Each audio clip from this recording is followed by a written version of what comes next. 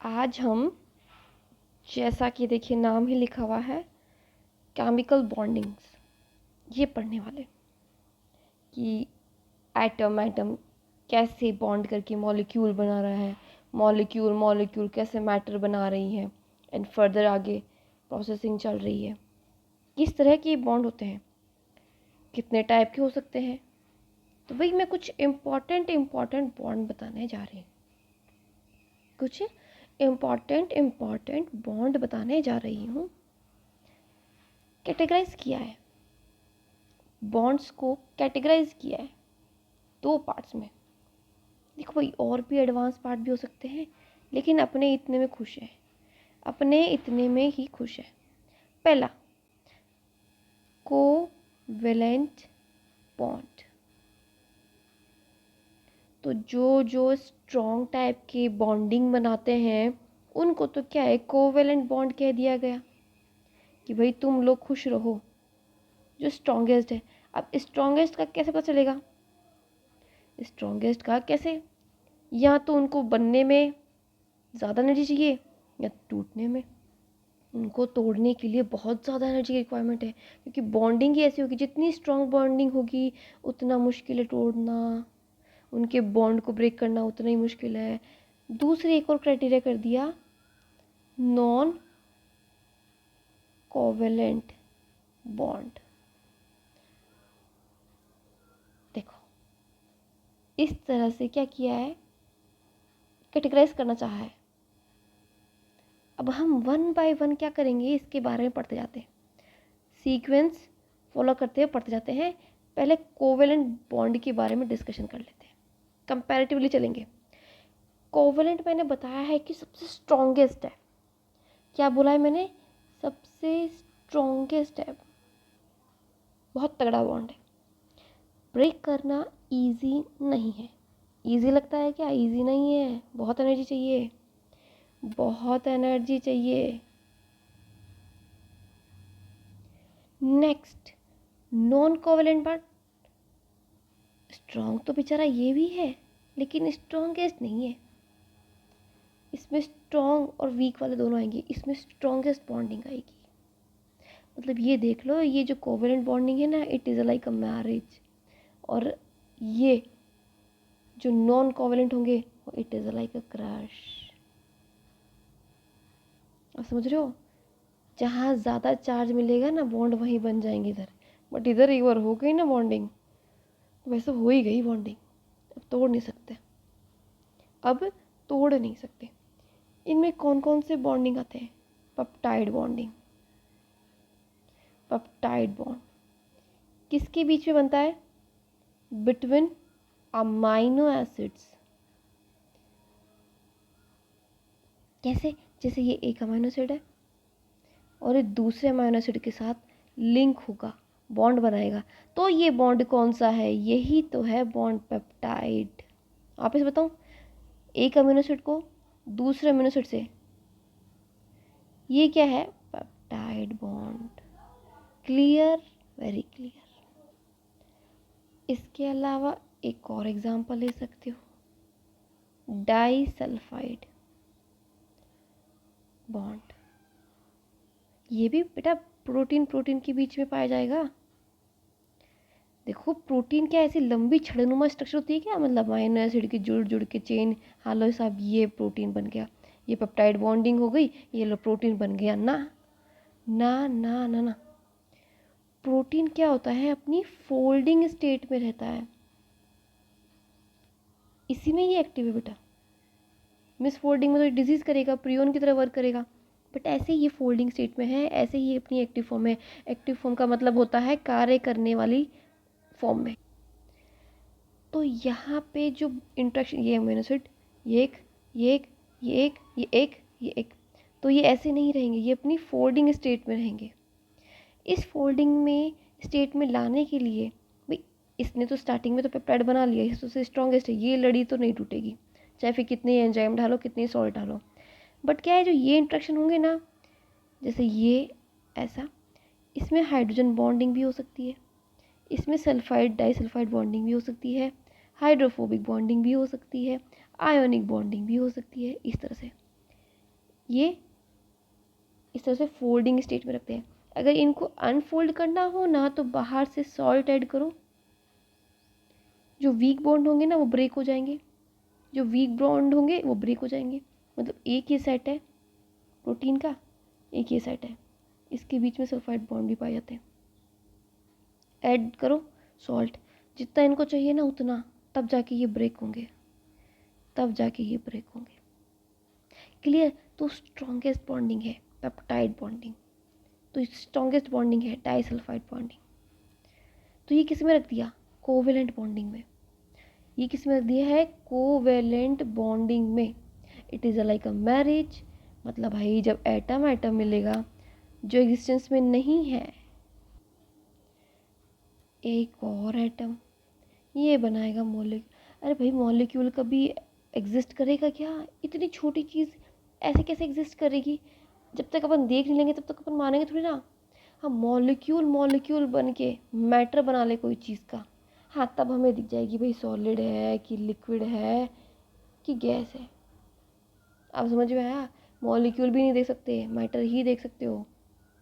भाई डीएनए का एक मॉलिक्यूल है, देखो डीएनए का एक मॉलिक्यूल है, क्या एग्जिस्टेंस में होता क्या कभी? डीएनए का एक ही मॉलिक्यूल, कभी एक ही डीएनए, ऐसा नहीं होता बेटा। सेट है तब जाके दिखेंगे आपको।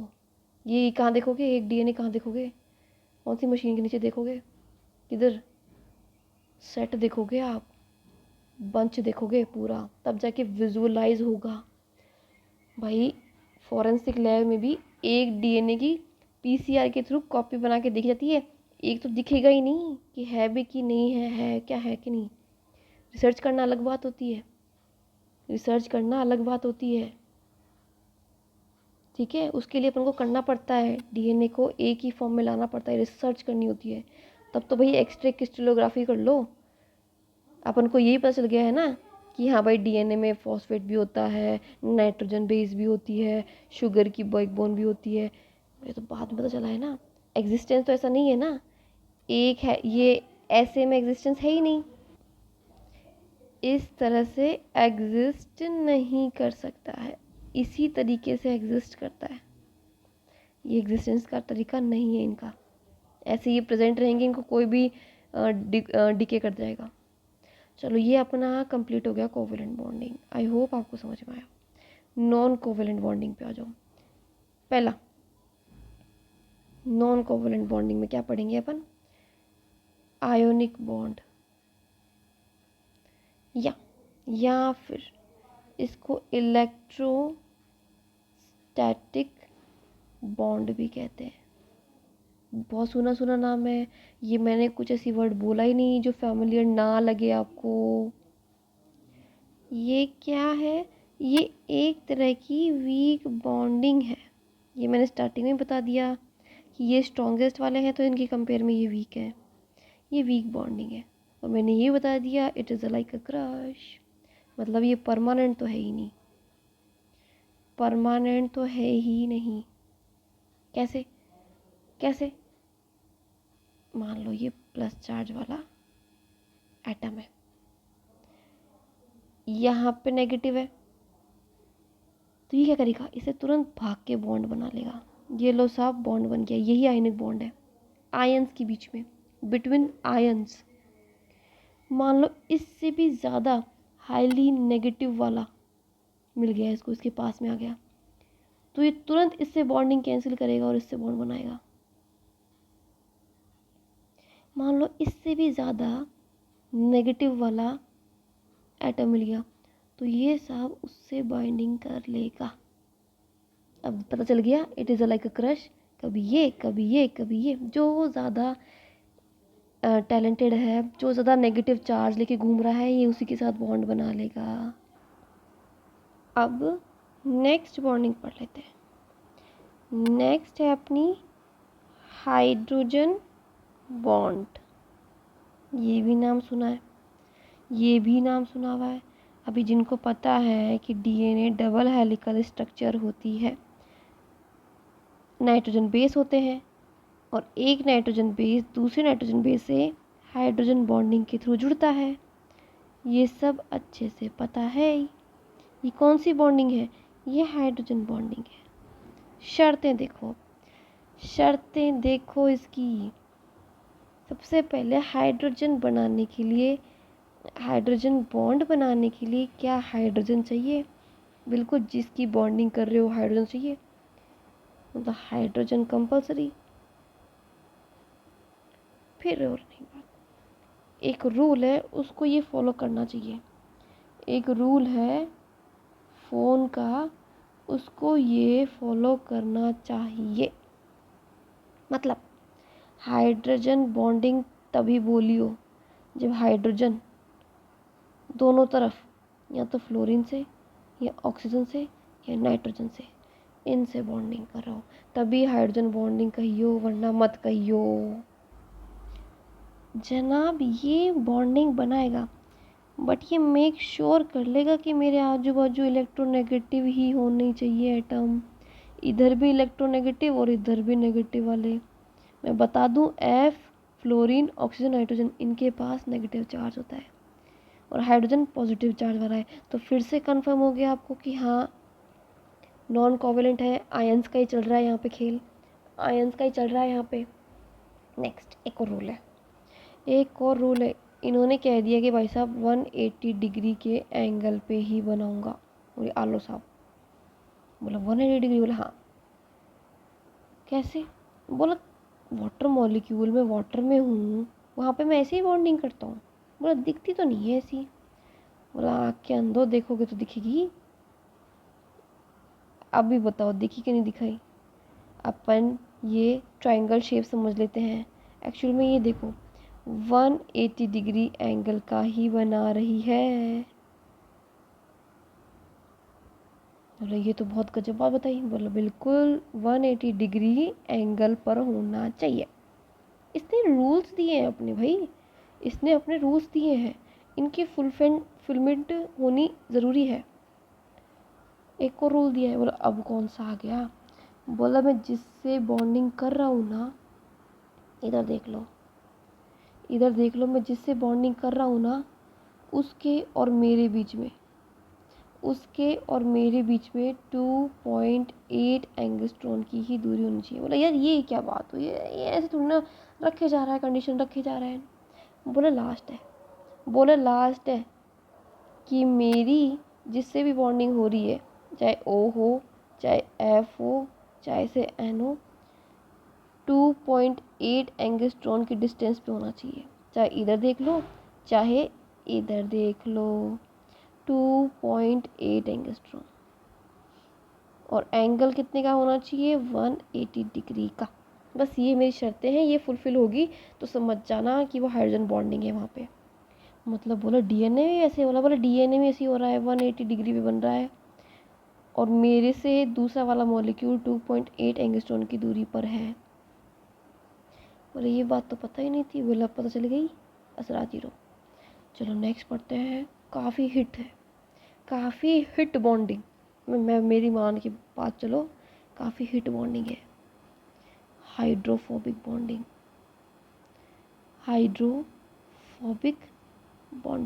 क्या ये वर्ड सुना है सबने? हाइड्रोफोबिक से याद आ रहा है कि अपनी जो फॉस्फोलिपिड बाइलेयर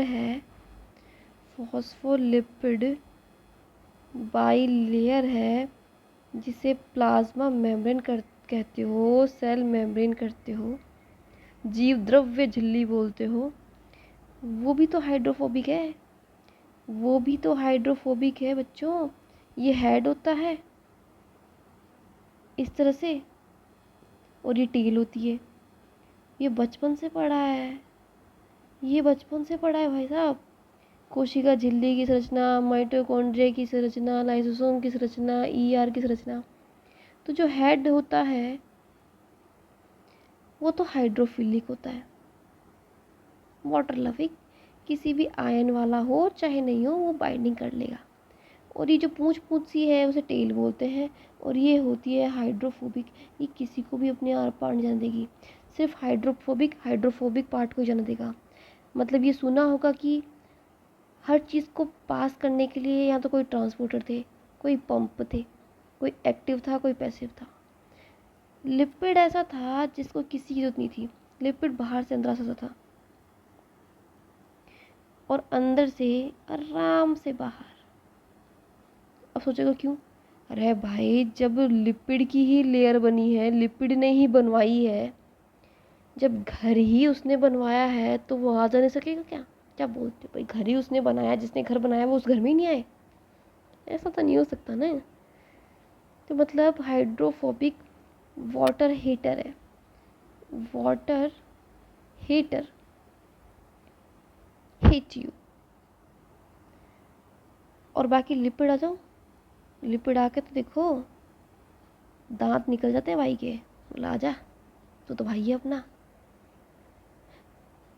इस बॉन्डिंग को समझने के लिए आपको दो टर्म क्लियर होनी जरूरी है, एक तो पोलर और एक नॉन पोलर।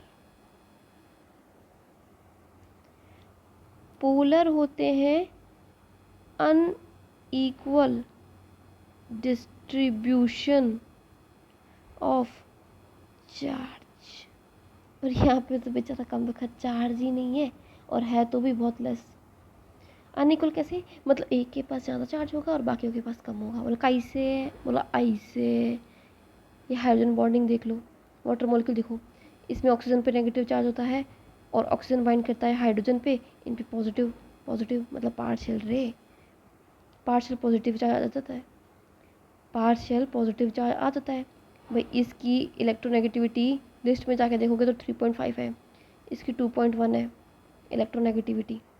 तो भाई वो तो क्या होता है, किसके पास जाएगा? इसी के पास जाएंगे ना electron. Complete transfer, complete transfer दे दिया भाई इसको। नॉन पोलर में क्या होता है? नॉन पोलर भाई सुस्त है, नॉन पोलर भाई सुस्त है। अभी नाइट्रोजन हाइड्रोजन, इस पे बॉन्डिंग, ये देखो किसके पास जाएंगे? तो कंप्लीट ट्रांसफ़र हो गया, इलेक्ट्रॉन गया भाई गया। पोलर, नॉन पोलर में इनको चार्ज से मतलब ही नहीं है, इनको तो अपने जैसे मिलवा दो, लिपिड लिपिड मिलवा दो, राजी हैं। अब हाइड्रोफोबिक बॉन्डिंग समझने के लिए इसी को आगे लो। मान लो कि एक मेरे पास अपरेटस है, एक बर्तन है, मैंने उसमें वाटर फिल्ड कर रखा है पूरा टॉप तक, मैंने पूरा वाटर फिल्ड कर रखा है, और मैंने ढाल दी क्या? एक बूंद ढाल दी ऑयल की। ऑयल क्या है बेटा? लिपिड है, ऐसा मत बोलना को भूल गया। लिपिड की एक बूंद डाल दी। अब मैंने क्या किया? मैंने कर दिया इसको मिक्स, पकड़ा और पकड़ के घचाघच मिक्स कर दिया। तो क्या हुआ? पानी तो वैसे का वैसा ही रहा। असली प्रॉब्लम किसके साथ हो गई कि ये ड्रॉपलेट्स में हो गया। समझते जाओ, समझते जाओ। लिपिड वाटर के साथ बाइंडिंग कर ही नहीं रहे, अलग अलग हो गए लेकिन मिल नहीं रहे। ऑयल वाटर में मिल नहीं रहा, अलग अलग हो गया कम वक्त, बट मिल नहीं रहा एक दूसरे से। थोड़ी देर सेटल डाउन करने दिया, थोड़ी देर सेटल डाउन करने दिया तो मैंने देखा ये एक्सपेरिमेंट घर भी कर सकते हो। या देखा होगा कि ऑयल की बूंदें कितनी मिक्स कर लो, एक टाइम के बाद ये धीरे सतह पे आ जाएगी, इस तरह से सतह पे आ जाएगी। अब ये क्या बॉन्डिंग चल रही है कि नॉन पोलर अट्रैक्ट हो रहे हैं, पास में आ रहे हैं एक दूसरे के। नॉन पोलर अट्रैक्ट हो रहे हैं, पास पास में आ रहे हैं। कि भाई वाटर था मीडियम में, ये लोग देखो कितने अलग अलग पड़ रहे थे, मीडियम में वाटर वाटर था, मतलब फिर भी वाटर के कणों को चीरते हुए एक दूसरे के पास कैसे आ गए? वाटर के कणों को चीरते हुए एक दूसरे के पास कैसे आ गए? और फिर फाइनली एक वो ड्रॉपलेट बना देते हैं। मतलब ऐसा कुछ तो फोर्स था जो लिपिड लिपिड को, जो ऑयल की जो बूंदें थी, ये जो ऑयल ड्रॉपलेट्स थी, इनको पास में ले आया। मतलब कि ये ऑयल की ड्रॉपलेट थी और इसके सराउंडिंग में पानी पानी था, ठीक है, और यहाँ पे दूसरी ड्रॉपलेट थी। तो इन्होंने ऐसे कैसे बॉन्डिंग करी, क्या फोर्स लगा कि यहाँ का पानी तो निकल गया बीच में से, इन दोनों के पानी आउट, यहाँ से पानी हट गया, और ये दोनों मिल गई, और ये दोनों मिल गई इस तरह से। बेटा ये फोर्स ही था hydrophobic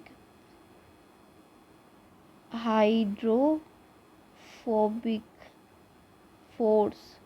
it is like a vacuum, खींच लेगा अपने जैसों को देख के। किसको? नॉन पोलर और नॉन पोलर को देख के खींच लेगा आपस में। हैप्पी हैप्पी भाई, इसके पास चार्ज वार्ज का लफड़ा ही नहीं है। ये बर्तन में पड़ा है मस्त है, वाटर बोला है रिबॉन्डिंग करना, बोला जा बे चार्ज ही नहीं है, तू कौन, हट और लिपिट आके ना आजा।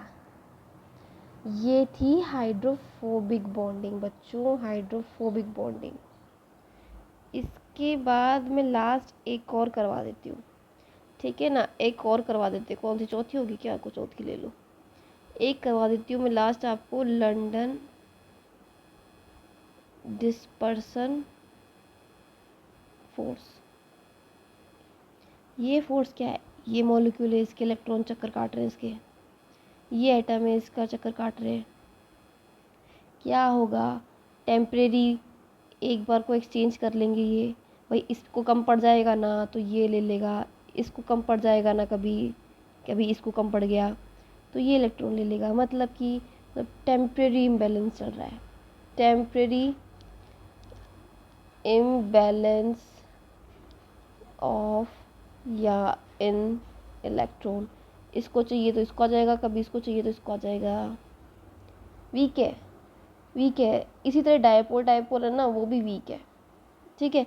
अब मैं एक अरेंज कर रही हूँ ऑर्डर जो point CSI point of view से काफ़ी इंपॉर्टेंट होगा, और भी अपन कौन से भी एग्ज़ाम है उनमें भी इम्पॉर्टेंट है, चाहे से आप स्कूल के हो चाहे से कॉलेज के हो, इम्पॉर्टेंट है ये बॉन्डिंग, आनी चाहिए, आनी चाहिए आपको बॉन्डिंग। मैं अरेंज कर रही हूँ, सीक्वेंस अरेंज कर ली हूँ। सबसे ज़्यादा स्ट्रॉन्गेस्ट कौन है? कोवेलेंट, सबसे ज़्यादा स्ट्रॉन्ग। फिर उसके बाद में आयोनिक बॉन्ड, फिर उसके बाद में लेस, ये अरेंज बता रही हूँ, सबसे स्ट्रॉन्ग, फिर उससे कम, फिर उससे कम, हाइड्रोफोबिक, देखा। फिर हाइड्रोजन बॉन्ड, फिर डाइपोल डाइपोल, फिर वॉन्डरवॉल।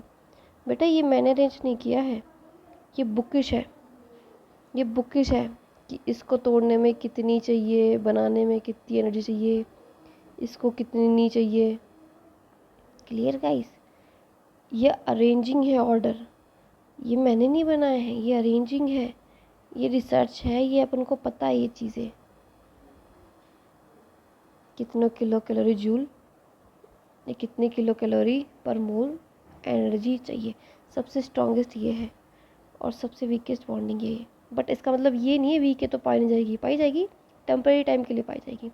तो ये थी साहब आपकी केमिकल बॉन्डिंग, ये थी साहब आपकी केमिकल बॉन्डिंग जो मैंने आज आपको पढ़ा दी है। Happy, very happy. Thank you guys, thank you for listening me, for watching my video, thank you so much.